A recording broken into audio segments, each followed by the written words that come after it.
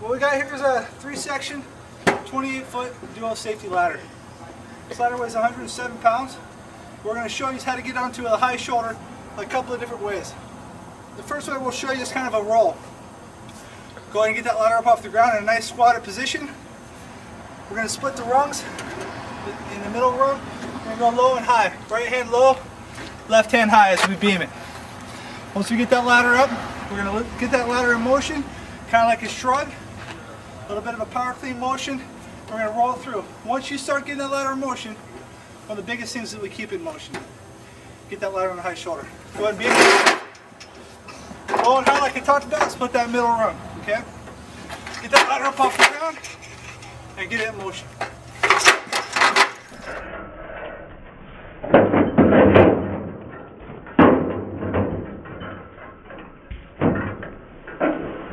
Once I got this ladder up on my high shoulder, 4 to 5 rungs back, find that balance point. Okay, to go ahead and have that ladder a little bit of an angle because you're going to generate that power through the butt spurs. As I'm walking up, I'm always looking for my overhead, my wires, stuff like that. Anything that's going to snag my ladder, be a hazard to me.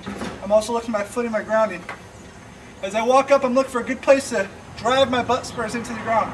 In this pole vault type of one-man slam method, I'm going to go up, heist with my shoulder, drive it with my legs, pull down with my hands. As I pull down with my hands, it's going to pull my butt spurs to the ground. As I push up with my shoulder, it's going to push the back of my ladder up. As I drive with my feet, it's going to drive those spurs into the ground. Okay? Overhead's clear, ground's clear. Once I get that ladder in motion, I want to control that motion. I drive it into the ground. It's not an explosive thing all the way through. As soon as I feel like I got control, slow it down. Let that motion do the work. Now I'll go ahead and pass my ladder to myself on that spur like we talked about earlier. Grab the butts, and I'll raise from this point.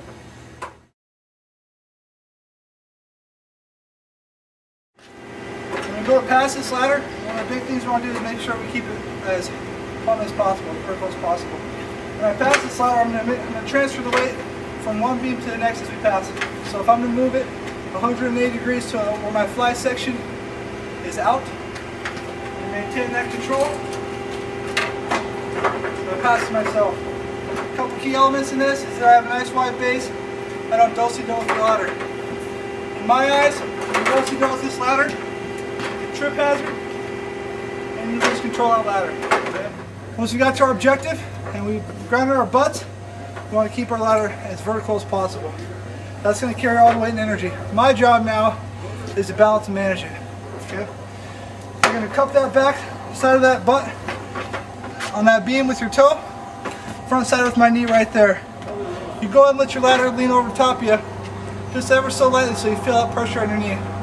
We don't want to have it into the building for a couple of reasons. One, we don't maintain as much control, and our butt spurs can start walking on us, okay? If that happens, reassess yourself and ground those butts. Keep that ladder vertical. We're going to make sure we pull that halyard in line with the ladder. Don't pull over top of yourself, and don't try to cheat yourself by pulling into the building. You're going to lose that control. Keep that ladder very vertical. Also, as you extend that fly, if you can or need to, you can use your forearms on the beams to help balance it too. Okay? Hand over hand, nice and controlled.